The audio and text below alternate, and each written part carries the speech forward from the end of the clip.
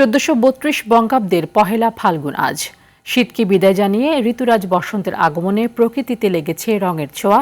গাছে গাছে নতুন পাতা আর নানা রঙের ফুলেল সাজে সেজেছে চারপাশ। মুক্তিযুদ্ধ জাদুঘরের অডিটোরিয়ামে তাই সকাল থেকে শুরু হয়েছে বসন্তের উদযাপন। জাতীয় বসন্ত উদযাপন পরিষদের আয়োজনে অংশ নেন নানা বয়সী মানুষ। নৃত্য সঙ্গীতের তালে তালে মেতেছে গোটা আয়োজন। বাঙালি সংস্কৃতির অবিচ্ছেদ্য অংশ বসন্ত যেন এই বাংলা থেকে হারিয়ে না যায়, এমন প্রত্যাশা আগত অতিথিদের। প্রতি বছর বকুলতলায় খোলা আকাশের নিচে এই উৎসব উদযাপন হলেও নির্বাচনী বাস্তবতায় নিরাপত্তার কথা মাথায় রেখে এবার মুক্তিযুদ্ধ জাদুঘরে উৎসব উদযাপন হচ্ছে। পছন্দের একটা ঋতু, আর বসন্ত উৎসবের জন্য আমি পুরো বছর ওয়েট করি। সবার আগে আমি এইটুকু শুভেচ্ছা জানাই, শুভ বসন্ত। আজকের দিনটা আসলে আমাদের জন্য একটু অপ্রত্যাশিত ছিল, কারণ দুদিন আগে নির্বাচন গিয়েছে, তো আমরা ভাবতেই পারিনি যে আজকে আমাদের এই অনুষ্ঠানটি অনুষ্ঠিত হবে। বসন্ত এবং ভালোবাসা দিবস মিলিয়ে চারিদিকে উৎসব মুখর একটা পরিবেশ সৃষ্টি হয়েছে, সবাই আনন্দ উল্লাস করছে। বসন্ত বরণের আরো খবর জানাতে আগারগাঁও থেকে সরাসরি যুক্ত হচ্ছেন সাদিয়া কানিজ। সাদিয়া, বসন্ত এবং ভালোবাসা দিবসের শুভেচ্ছা আপনাকে। একটু জানাবেন যে কেমন দেখতে পাচ্ছেন পয়লা ফাল্গুন এবং ভালোবাসা দিবসের আয়োজন, কি বলছেন আসলে সেখানে আগতরা নির্বাচন পরবর্তী ফাল্গুন উদযাপনকে ঘিরে?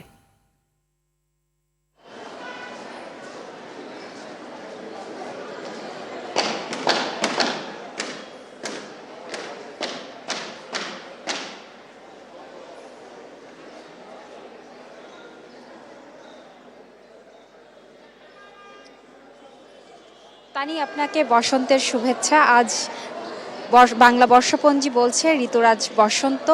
বসন্ত উৎসব শুধু একটি ঋতুকে বরণ করা নয়, বরং বাঙালির যে সংস্কৃতি সেটির যেহেতু একটি অবিচ্ছেদ্য অংশ এই বসন্ত বরণ, সেই জায়গা থেকে কিন্তু আজ সকাল থেকেই শুরু হয়েছে সেই উৎসবকে বরণ করার পালা এবং নতুনের আহ্বানে সাড়া দেওয়ার একটি সময় এটি।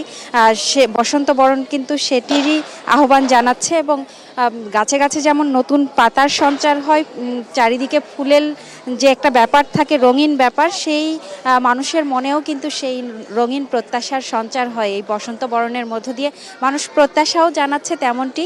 আর আজ যেহেতু বসন্তের সাথে ভালোবাসা দিবসও হাত ধরাধরি করে একসঙ্গে এসছে, মানুষের মনে যেন সব হিংসে বিদ্বেষ সব কিছু দূরে ঠেলে ফেলে সবাই সবার প্রতি যেন ভালোবাসা ছড়িয়ে দিতে পারে, এমনটি প্রত্যাশা জানাচ্ছে।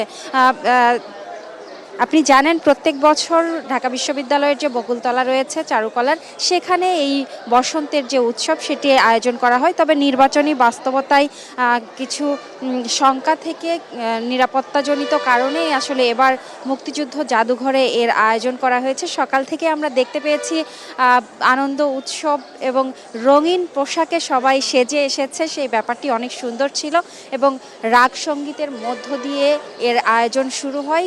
বিভিন্ন নৃত্য গান একেবারে মাতোয়ারা হয়ে ওঠে এই চারপাশ এই মুক্তিযুদ্ধ জাদুঘরের এবং সবাই প্রত্যাশা জানাচ্ছে প্রকৃতিতে যেমন রঙের ছোঁয়া লাগে, তেমনি যেন মানুষের মনেও রঙের ছোঁয়া প্রতি বছর থাকে, এমনটি প্রত্যাশা জানাচ্ছে। সেই সাথে হিংসা বিদ্বেষ ভুলে সবাই সবার সাথে যেন একসাথে এগিয়ে চলতে পারে, সবার প্রতি ভালোবাসা ছড়িয়ে দিতে পারে, এমনটি প্রত্যাশার কথা জানাচ্ছে। এবং আমরা অনেক সময়ই অনেকেই বলছিলেন এখানে যে বাঙালির সংস্কৃতির যে অবিচ্ছেদ্য যে অংশগুলো রয়েছে, যেমন পহেলা বৈশাখ, বর্ষবরণ, বসন্ত, সেই জায়গাগুলোতে কিন্তু অনেক সময় আঘাত আনার চেষ্টা করে অনেক অপশক্তি।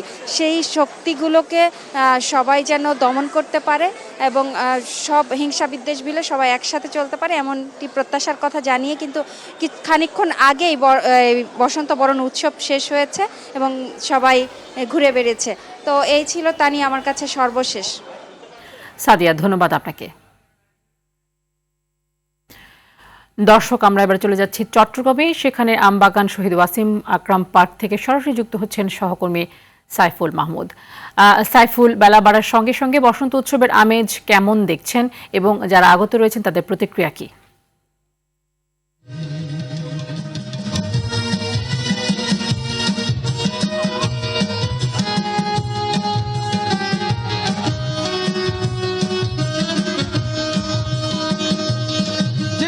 আসলে যেমনটি বলেছেন, আজ পয়লা ফাল্গুন, বসন্তের কিন্তু ঋতুরাজ বসন্তের আজকে প্রথম দিন।